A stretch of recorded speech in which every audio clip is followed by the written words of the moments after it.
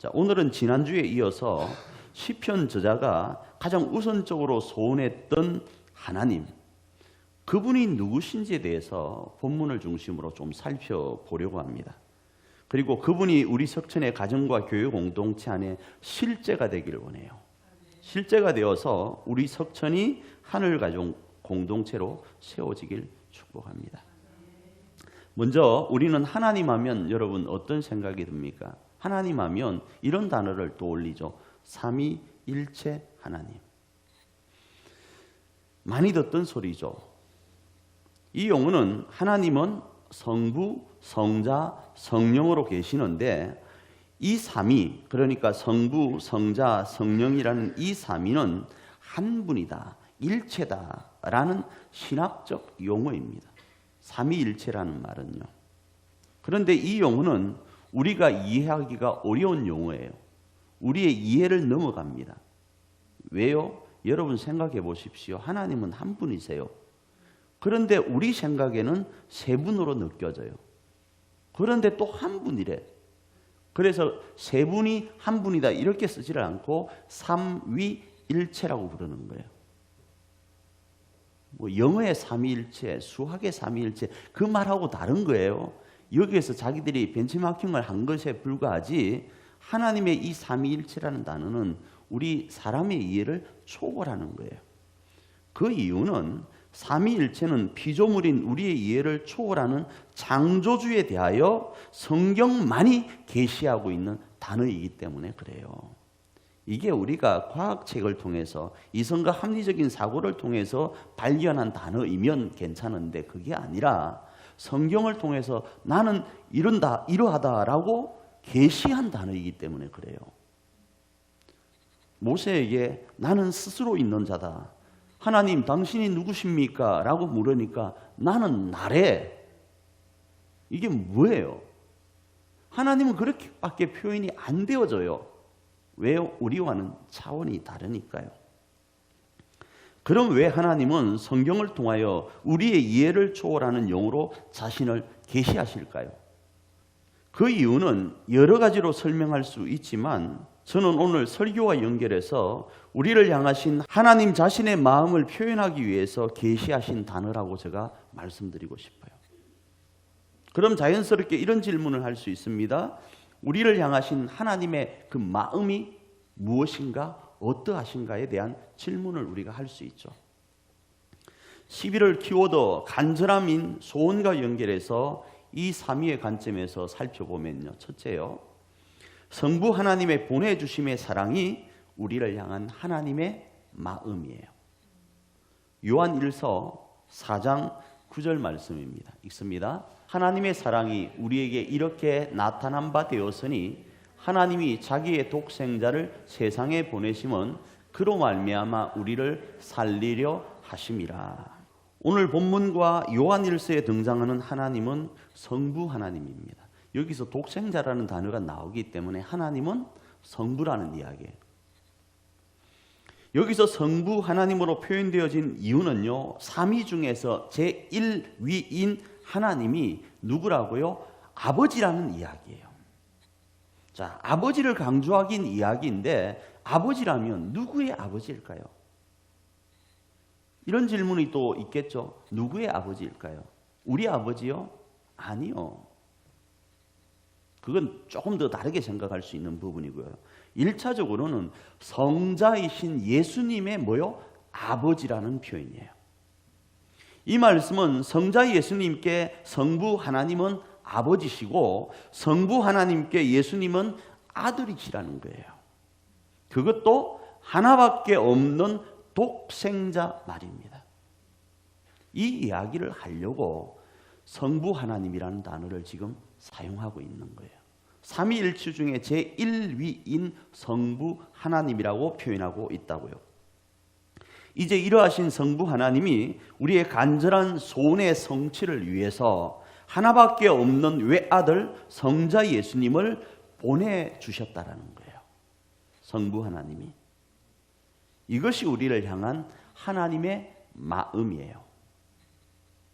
결국 이 말씀은 우리를 향한 하나님의 마음이 어느 정도인지를 우리가 이해할 수 있도록 하시려고 자신을 삼위일체, 우리가 이해하지 못하는 이 삼위일체라는 단어 중 제1위인 성부 하나님으로 계시하고 계신 거예요. 결론적으로 성부이신 하나님이 우리를 위하여 성자까지 아낌없이 보내주시는 마음, 그 사랑 가운데 있는 존재가 누구인가? 성부 하나님에게는 우리라는 거예요. 그래서 요한복음에 이런 말씀을 하잖아요. 하나님이 우리를 어떻게 사랑하신다? 이처럼 사랑한다고요. 자신의 독자 아들까지도 내어주시는 사랑을 우리에게 행하신다라는 거예요. 이게 성부 하나님이 성경에 거론되고 있는 이유라고요. 우리가 이 성부 하나님 앞에 그런 존재라고요. 하나밖에 없는 독자 성자 예수님까지도 내어주시는 사랑 가운데 있는 존재가 저와 여러분이라고요. 믿으시길 바랍니다. 둘째는 성자 하나님의 순종하심의 사랑이 우리를 향한 하나님의 마음입니다. 빌립보서 2장 8절입니다. 읽습니다. 사람의 모양으로 나타나사 자기를 낮추시고 죽기까지 복종하셨으니 그 십자가에 죽으심이라. 이 말씀은 성부 하나님의 사랑에 대한 성자 하나님의 표현이에요. 자, 우리의 소원은 분명합니다. 저의 소원은 분명해요. 누누이 말씀드립니다. 저는요, 행복하길 원해요. 내 환경과 여건이 어떠하든 나는 행복하길 원합니다. 그 행복 가운데 우리 가정과 교회가 함께 가길 원해요. 여러분의 소원은 뭡니까? 돈? 건강? 그 모든 걸 통칭하는 게 뭐죠? 행복 아니겠어요? 그리고 이 소원이 부분적이지 않고 제한적이지 않고 일회용이 아닌 영원한 것이길 원해요. 어제는 정말 피자 먹으니까 기뻤어요. 근데 오늘은 먹을 게 없어가 쩔쩔 굶는 인생이 아니라 계속적으로 영원하도록 행복한 거예요. 돈으로 치면 쓸 때 즐겁고 행복하고 뿌듯하고 의미 있고 가슴 벅차고 감격스럽고 쓰고 써도 모자람이 없는 상태가 되어야 된다고요. 우리는 이런 것을 장소적 개념으로 뭐라 부르죠? 천국이라고 불러요. 우리 교회 용어로는 하늘가족 공동체라고 표현하고 싶어요. 우리의 가정과 교회가 하늘가족 공동체 되기를 원해요. 어제는 너무 좋았어요. 엄마 아빠가 너무 잘해주니까 너무 좋았어요. 우리 자식들이 말을 잘 듣니까 너무 좋았어요. 그런데 하루 지나니까 그런 지옥이 없는 거예요. 누가 우스개로 그럽디다. 가정이 얼마나 힘든가 하면 성경에 보면 장가 가면 군인으로 차출도 안 합니다. 성경에 나오죠. 왜 안 하는지 아십니까? 누가 그러더라고요. 원래 전쟁 중에 있는 군사는 차출하는 게 아니랍니다. 그게 맞나요? 전쟁 가운데 있는 군사는 차출하지 않는데요. 가정을 이루면 전쟁터에 들어간 상태가 되니까 다른 전쟁에 뽑질 않는데요. 누가 우스개로 그러더라고요. 가정이 그렇습니다. 그래서 그 가정이 하늘가족 공동체 되는 게 우리의 소원이에요. 바로 우리의 가정이 장소적 개념으로 천국이 되길 원하는 것 아니겠어요? 이게 우리의 소원입니다. 그래서 성부 하나님은 우리의 이 소원을 이루어 주시려고 자신의 외아들까지 보내어 주시는 사랑을 우리에게 하셨다, 이렇게 말씀을 나누었어요. 그리고 이제 이러한 성부 하나님의 사랑이 말뿐인 사랑이 아님을 성자로서 어떻게 하셨는가? 순종하심으로 보인 것이 십자가예요. 오늘 본문과 빌립보서는 이 십자가를 죽기까지 복종하셨다, 이렇게 표현하고 있습니다. 복종요. 또 다른 표현은 순종요. 쉬운 일 아닙니다. 하나님께서 이사야에게 누가 우리를 위하여 갈꼬라고 묻자 아무도 대답하는 사람이 없습니다. 그러자 이사야가 이야기합니다. 제가 가겠습니다. 내가 여기 있습니다. 나를 보내어 주십시오. 이 이야기 잘 알잖아요. 지금 우리 젊은 청년들이나 학생들은 이 부분에 대해서 잘 모르겠지만 여러분 지금 우리 성도들 대부분은 이거 잘 알잖아요. 그리고 뭐라고 했습니까? 이 고백이 우리의 고백 아니었어요. 우리의 가정과 교회 공동체를 하늘 가족 공동체로 세울 수만 있다면 아골골짝 빈들에도 가겠다고 고백 안 했나요? 멸시선대 십자가는 우리가 지겠다고 고백 안 했나요?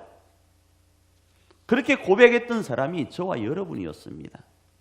분명히 우리가 우리 가정에서 아골골짝 멸시천대를 감당하면 우리 가정과 교회 공동체가 살아날 것 같았습니다. 분명히 이론적으로는 가능합니다. 그런 감동이 확 왔어요.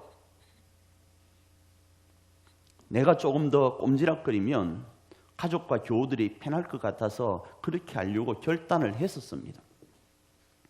그런데 어찌된 일인지 요즘 들어서는 아골골짝 멸시천대는 고사하고 꼼지락거리는 것도 내가 아니고 우리 가족 중에 누군가가, 우리 교우 중에 누군가가 하기를 원해요. 옛날에는 아골골짝도 간다고 했는데, 옛날에는 멸시천대 내가 받는다고 했는데 그게 사라져 버렸어요. 어제 저는 너무 기뻤습니다. 좀 교회가 환해지지 않았어요? 장로님 그리고 우리 한 목사님, 전 집사님이 이 높은데, 이 무서운데 여기로 올라가서 지금 등을 다 바꿨어요. 옛날에 왕년에 다른 사람들 다 했거든요. 근데 요즘은 그런 것들이 사라졌잖아요. 근데 이분들이 어제 그걸 하시는 거예요.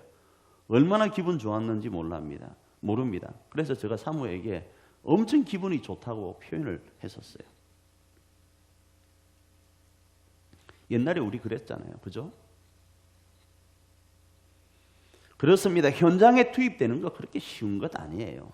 결단은 그렇게 할지 모르지만 실천하는 거 그렇게 쉬운 것 아니에요. 말대로 내 생각대로 할 수만 있다면 내가 서울대 가고 나왔고, 내가 대통령 되고 남았고, 내가 저 UN 사무총장 되고도 남았어요. 왜 이래요? 나도요, 외우면 다 외워지면, 다 외울 수 있는 시간 투자할 수 있으면 나도요 엄청나게 유명한 사람 될 수 있었고요, 나도요 날씬할 수 있었다고요, 나도요 근육 빵빵할 수 있었다고요. 그게 뜻대로 안 되니까, 결심하고는 안 되니까, 실천이 안 되니까 문제 아니겠어요? 그처럼 현장에 투입되는 거 그렇게 쉬운 일 아닙니다. 쉽게 말하면 안 됩니다. 특별히 놀던 물이 다를 때는 더더욱 그래요. 마찬가지입니다. 우리가 인간적으로 생각하면 성자 예수님도 성부 하나님과 놀던 분이잖아요. 안 그래요? 우리와는 노는 물이 다른 분이시라고요. 그런데 우리와 노는 것도 아니고 우리를 위해서 우리에게 멸시와 조롱을 받는 그 길을 가시려고 그 놀던 물, 하나님과 놀던 그 자리를 마다하시고 이 땅에 오신 거예요. 뭐 하려고요? 순종하시려고요. 우리가 야자타임만 해도 얼굴이 붉어지잖아요. 야자타임이 끝나고 나면 어떻게 합니까? 얼굴락 부글락 하면서 복수할 것 아니겠어요? 한번 해볼까요 지금요? 우리끼리 한번 야자타임 밑에 애들 불러가지고 초등학생들 불러서 말특이 한번 해볼까요? 어쩔지 모를 거예요. 그죠? 이거와는 차원이 다른 것 아니겠어요? 성자 예수님의 순종하심은 야자타임과는 다르다고요. 그런데 왜 예수님은 자신이 놀던 물이 아닌 성부 하나님의 이러한 상상도 못할 계획에 순종하셨을까요? 왜 그랬을까요? 이유는 단 하나, 천방지축 럭비공 같은 우리의 소원 성취를 위해서 그러하신 거예요. 로마서 5장 6절 말씀입니다. 읽습니다. 우리가 아직 연약할 때의 기약대로 그리스도께서 경건하지 않은 자를 위하여 죽으셨도다. 성자 예수님께 우리는 바로 이런 사람인 거예요. 결국 이 말씀은 우리를 향한 하나님의 마음이 어느 정도인지를 우리가 이해할 수 있도록 하시려고 자신을 삼위일체라는 단어 중 제2위인 성자 하나님으로 계시하고 계신 거예요. 셋째는 성령 하나님의 적용하심의 사랑이 우리를 향한 하나님의 마음입니다. 이 말씀은 성부 하나님의 사랑이 성자 예수님으로 실현된 구원을 우리가 효과적으로 체험할 수 있도록, 체휼할 수 있도록 하시는 하나님의 표현으로 이해할 수 있습니다.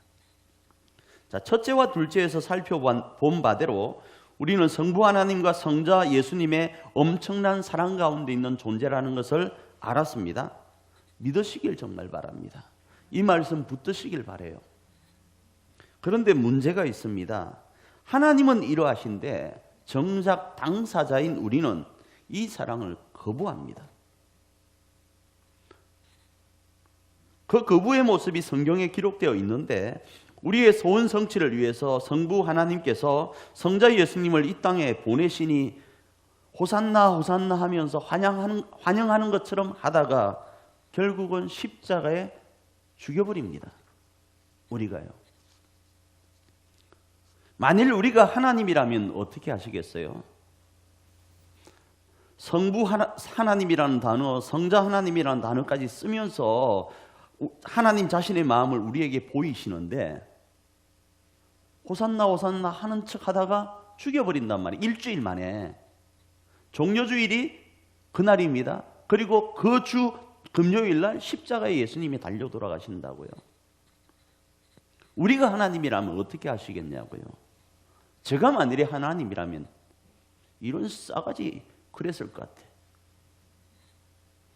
내가 지한테 한 게 얼마나 있는데, 내가 지한테 어떻게 했는데 이럴 수 있냐고 하면서 열을 갑자기 또 확 올라오는데 저 사모한테 앞으로 제가 서울말 쓰겠습니다 이랬는데 또 확 올라오네요. 그 생각만 해도. 그러지 않겠냐고요. 난리를 칠 겁니다. 6.25 때 난리는 난리가 아닐 거예요. 그죠? 그런데 하나님의 사랑은 이러한 우리를 향하여 어떻게 하시는가? 성령 하나님을 보내시는 거예요. 이런 우리에게요. 자신의 독자 예수님을 죽이는 우리를 향하여 성령 하나님을 보내신다고요. 성경은 이 성령 하나님을 보혜사라고 표현합니다. 요한복음 15장 26절입니다. 읽습니다. 내가 아버지께로부터 너희에게 보낼 보혜사 곧 아버지께로부터 나오시는 진리의 성령이 오실 때에 그가 나를 증언하실 것이요. 오늘 제가 기도하는 그 가운데 조금 떨리는 게 있어요. 어떻게 내가 하나님의 이 사랑을 표현하지라는 그 가운데 기도하면서 올라오다 보니까 조금 떨리는 게 있어요. 이 대목이 더 큽니다.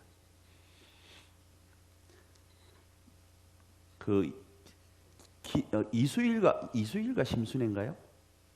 김수일인가 이수일인가 헷갈리는데 이수일이가 심순애한테 뭐라죠? 김영배의 다이아가 그렇게 좋더냐? 뭐 이런 이야기 있잖아요. 그죠? 놓아라 그러잖아요. 바지가랑이를 잡는데 그것과 지금 이게 너무 저는 이게 오버랩이 되는 거예요. 이런 거예요. 우리가 예수님을 십자가에 못 박았어요? 그러면 우리는 이런 할 수 있는데 하나님은 그러지 않고 도리어 성령을 보내시는데 그 성령 하나님이 보혜사이신 거예요. 이 보혜사의 뜻이 뭔지 아십니까? 명사로는요 변호사라는 뜻입니다. 명사로는, 동사로는 위로하다, 격려하다라는 뜻이에요.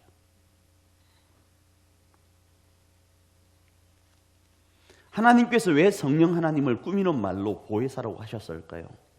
그건요, 하나님은 천방지축, 럭비공 같은 우리의 소원 성취를 위해서 외아들 성자까지 사람이 되게 하셨는데 우리는 자기 아들을 십자가에 못 박는 거예요. 죽이는 거예요. 바로 이런 우리를 변호하게 하시려고, 위로하게 하시려고 보내신 거예요. 보혜사로요. 이게 말이 됩니까? 인간적으로. 이게 말입니까? 방구입니까?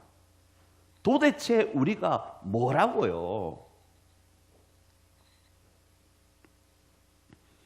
2020년을 사는 오늘 우리 2020년 그 이전, 그러니까 예수님을 십자가에 못 박던 그때의 우리와 별반 다르지 않아요.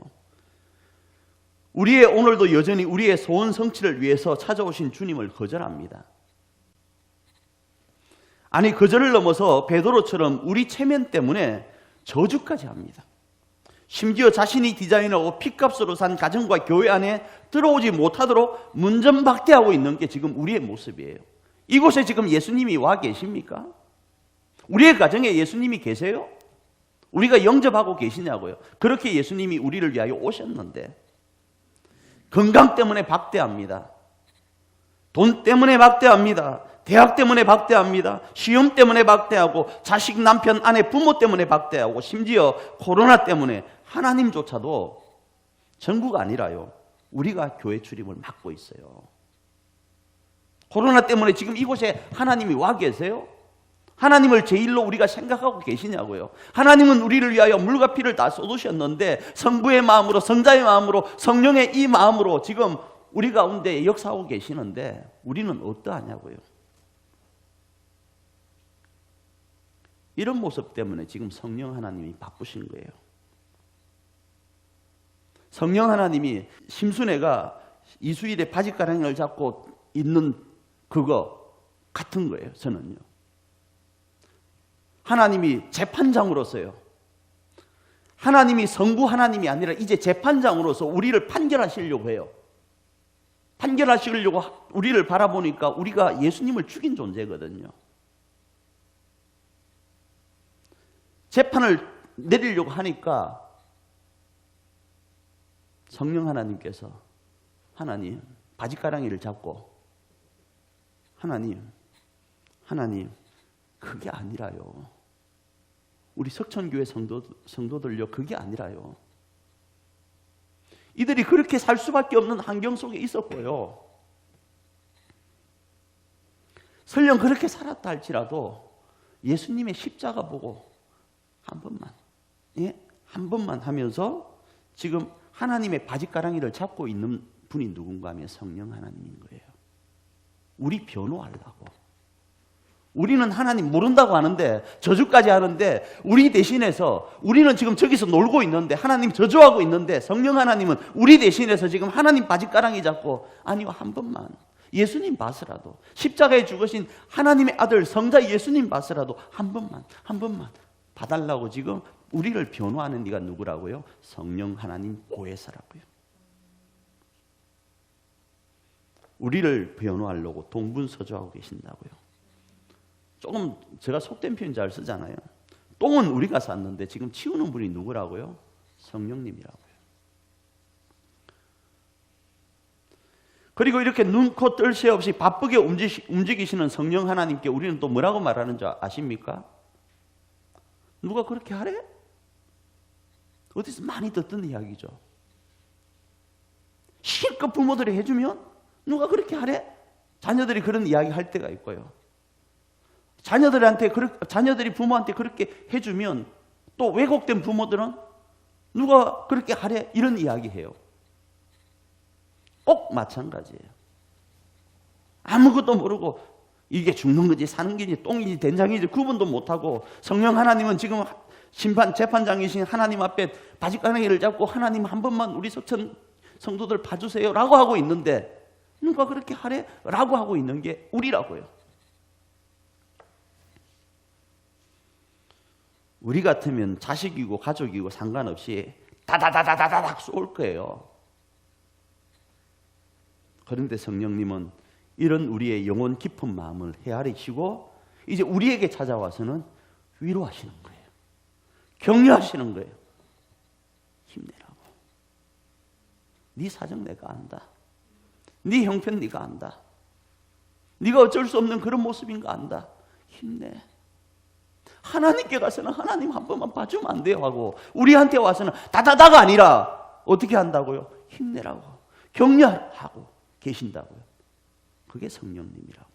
그게 성령님을 꾸미는 단어인 보혜사라고요. 그래서 바로 오늘도 양쪽으로 왔다 갔다 한다고 엄청 바쁘신 분이 성령님이세요. 정신이 없으신 분이 우리 보혜사 성령님이시라고요. 결국 이 말씀은 우리를 향한 하나님의 마음이 어느 정도인지를 우리가 이해할 수 있도록 하시려고 자신을 삼위일체라는 단어 중 제3위인 성령 하나님으로 계시하고 계신 겁니다. 그렇습니다. 하나님께 우리는 이런 존재입니다. 그래서 성경은 힘주어 말합니다. 하나님 안에서 우리가 이런 존재이기 때문에 우리를 하나님의 이 사랑에서 끊을 수 없다고요. 로마서 8장 35절 말씀 있습니다. 누가 우리를 그리스도의 사랑에서 끊으리요? 환난이나 곤고나 박해나 기근이나 적신이나 위험이나 가리랴. 그런 거예요. 믿으시길 바랍니다. 사랑하는 우리 가족 여러분, 저와 여러분은 이런 존재입니다.